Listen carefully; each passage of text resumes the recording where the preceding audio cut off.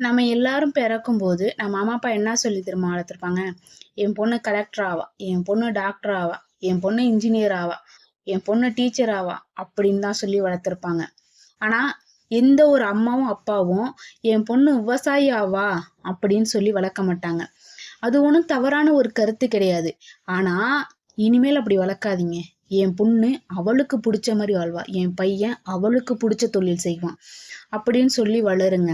இங்க எல்லாரும் வந்து டாக்டரு, கலெக்டர் அப்படின்னு ஆனா மற்ற தொழிலெலாம் யார் செய்வாங்க? எந்த ஒரு தொழிலும் அசிங்கம் கிடையாது. அதே மாரி எந்த ஒரு தொழிலும் இல்லாம நம்மளால இருக்க முடியாது. ஒரு டெய்லரிங்கா இருக்கட்டும், ஒரு நர்சிங் ஃபீல்டா இருக்கட்டும், அப்போ எல்லாமே ஒரு தொழில் தான். அப்போ எல்லாமே நம்ம லைஃபோட இணைந்தது தான். ஒரு குட்டி கதை சொல்றேன். மேலும் வந்து இது மட்டும் தான் நம்ம லைஃப்னு நினைக்கக்கூடாது. நமக்குன்னு ஒரு ஸ்கில் இருக்கு. அதை டெவலப் பண்ணணும். நம்மளோட திறமையை காட்டணும். அதுதான். ஓகே, இந்த கதையை உங்ககிட்ட தொடர்வது உங்கள் அன்பு தோழி விஜயா. வாங்க காணொளிக்குள்ள போலாமா? ரம்யா ஒரு சிறிய ஊரில் பிறந்த பெண். பள்ளி பருவத்திலேயே நன்கு படித்தவர்.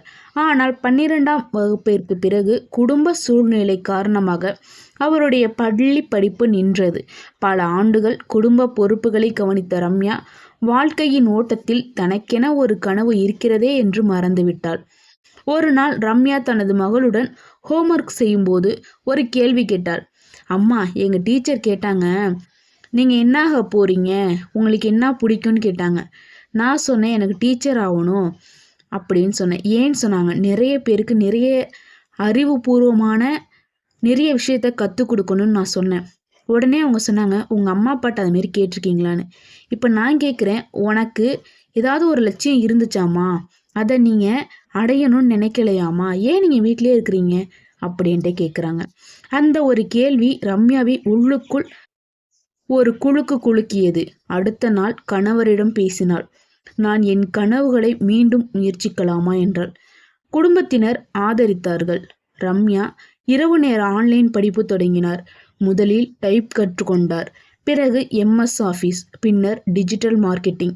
இப்போது ரம்யா ஒரு சிறிய ஆன்லைன் பிஸ்னஸ் நடத்துகிறார்.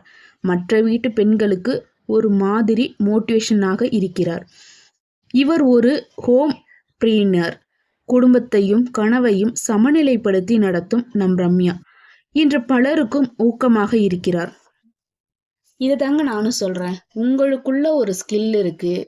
நீங்கள் சும்மா உட்காந்துட்டு இருக்கிறப்ப கூட ஏன் யூடியூப்பில் ஒரு சேனல் ஓப்பன் பண்ணி உங்களுக்குன்னு ஒரு கருத்தை பதிவிடலாம்.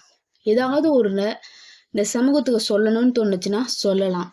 இல்லை எனக்கு கம்ப்யூட்டர் கற்றுக்கணும், இல்லை நான் டெய்லரிங் கற்றுக்கணும், இல்லை நான் கூட பின்னுறதை கற்றுக்கணும், எதா வேணாலும் இருக்கலாம். ஆனால் அதில் நீங்கள் பெஸ்ட்டாக பண்ணணும். நிறைய ட்ரெயின் பண்ணிக்கிட்டே இருக்கணும். உங்களால் அதில் ஒரு சாதனை படைக்கணும். நீங்கள் ஏதோ ஒரு விதத்தில் ஏர்ன் பண்ணணும். ஏதோ ஒரு ஸ்கில், ஏதோ ஒரு திறமையால் ஏர்ன் பண்ணணும். நம்ம கையிலையும் 4 பைசா இருக்கணும். யாரையும் டிபெண்ட் பண்ணி வாழக்கூடாது.